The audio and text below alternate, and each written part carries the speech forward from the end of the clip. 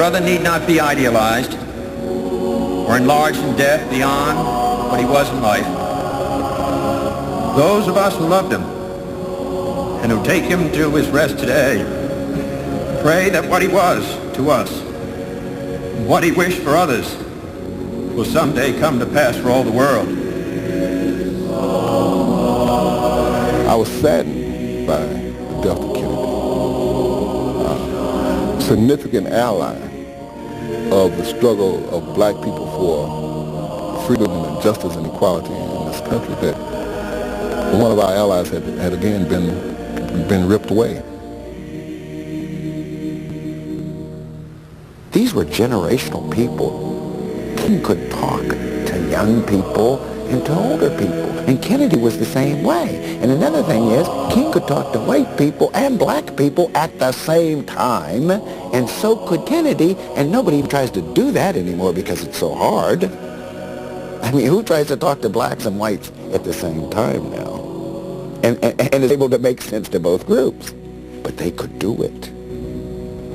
As Robert Kennedy's coffin was lowered into the ground, Martin Luther King's murderer, James Earl Ray, was captured in a London airport.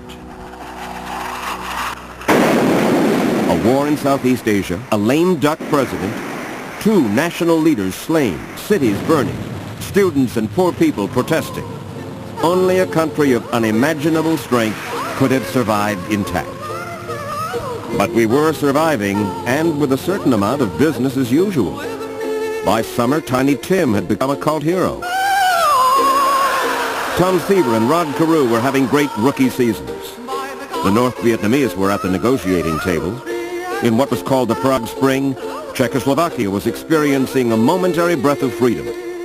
And in Iraq, a tyrant had been overthrown in a bloodless coup. Ending up second in command was a young comer by the name of Saddam Hussein.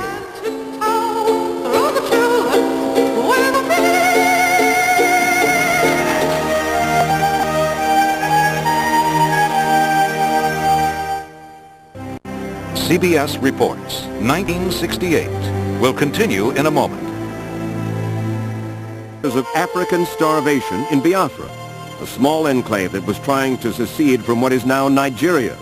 There was plenty of food and medicine, enough airplanes to deliver it, but the Nigerian government wouldn't allow the Red Cross in, and more than 1 million people starved to death. If that sounds familiar, well, some things never change.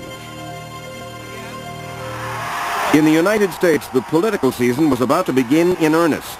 After Robert Kennedy's death, it became clear that Hubert Humphrey, not Eugene McCarthy, was going to be the Democratic Party nominee. That seemed almost assured just 2 days after the assassination at a meeting between the two men. What McCarthy said to Humphrey, in my opinion, was fatal.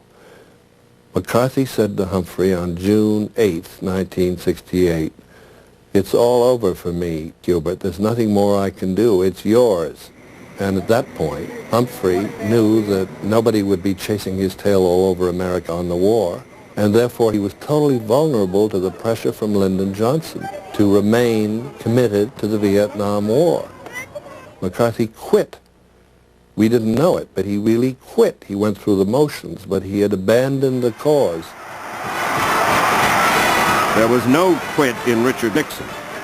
In one of the great political comebacks, he won the Republican nomination for president, and he picked the governor of Maryland, Spiro Agnew, as his running mate.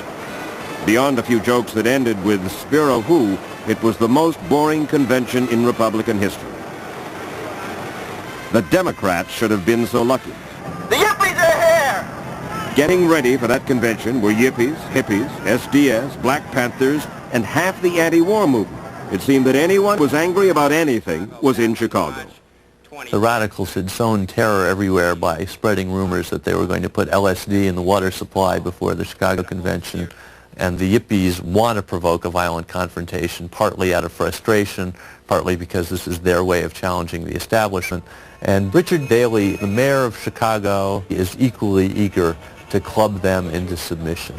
Political pigs, your days are numbered. We are the Second American Revolution. We are winning. Yippee!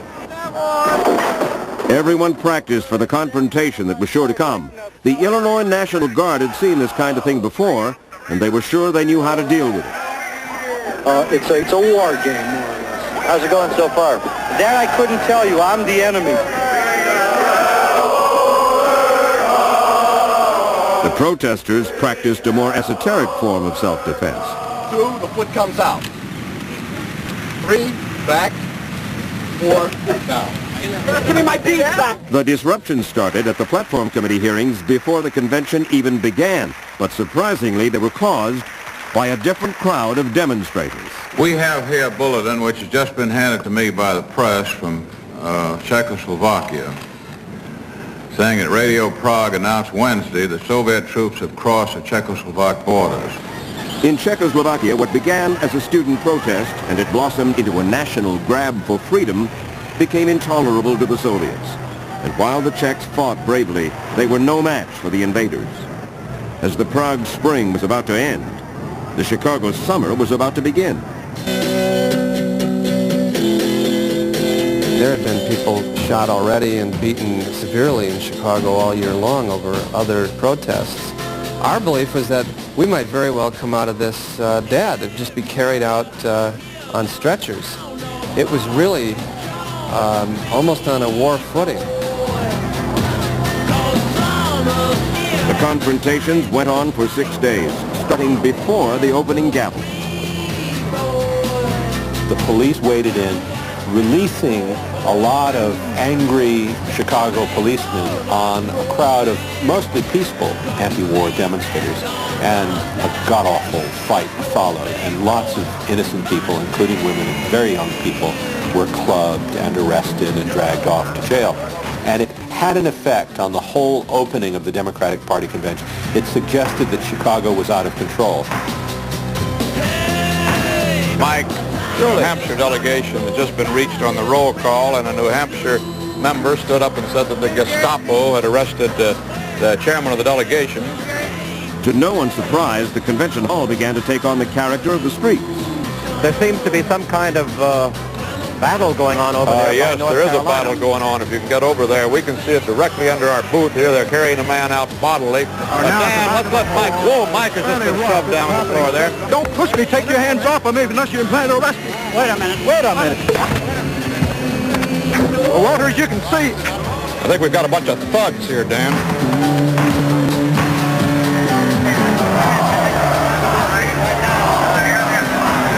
It all blurs to me. I just remember getting arrested a couple of times and having to adopt a disguise, a pretty ridiculous disguise, just to make my way around the streets. In the only legal street rally of the week, someone in this mountain of humanity decided to lower the American flag. No one from the Chicago Police Department asked to see his permit. Gentlemen, get the thing straight once and for all. The policeman isn't there to create disorder. The policeman is there to preserve disorder.